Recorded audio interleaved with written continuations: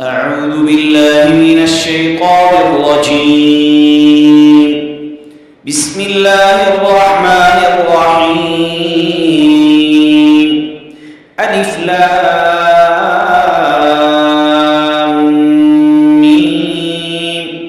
الله لا إله إلا هو الحي القيوم نزل عليك الكتاب بالحق مصدقا لما بين يديه وأنزل التوراة والإنجيل من قبل هدى للناس وأنزل الفرقان إن الذين كفروا بآيات الله لهم عذاب شديد والله عزيز ذو انتقام.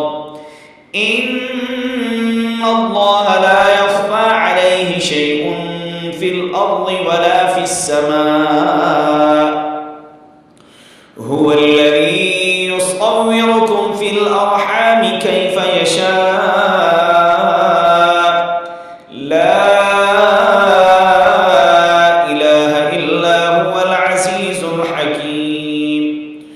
هو الذي أنزل عليك الكتاب منه آيات محكمات هن أم الكتاب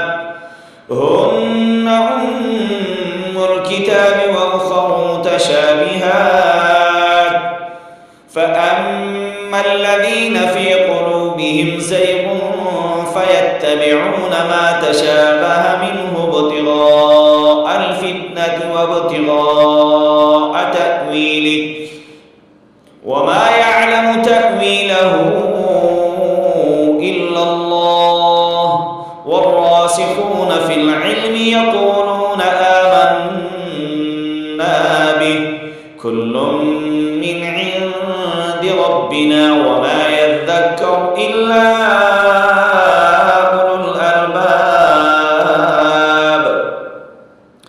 ربنا لا تزغ قلوبنا بعد إذ هديتنا وهب لنا من لدنك رحمة إنك أنت الوهاب. तमाम सुनने देखने चाहने वालों से गुजारिश है कि कुरान की इस तालीम को आम करने में हमारा साथ दीजिए। वीडियो को शेयर ज़रूर कीजिए, हमारे चैनल को सब्सक्राइब कीजिए, बेल आइकन के बटन को दबाइए। अस्सलामु अलैकुम।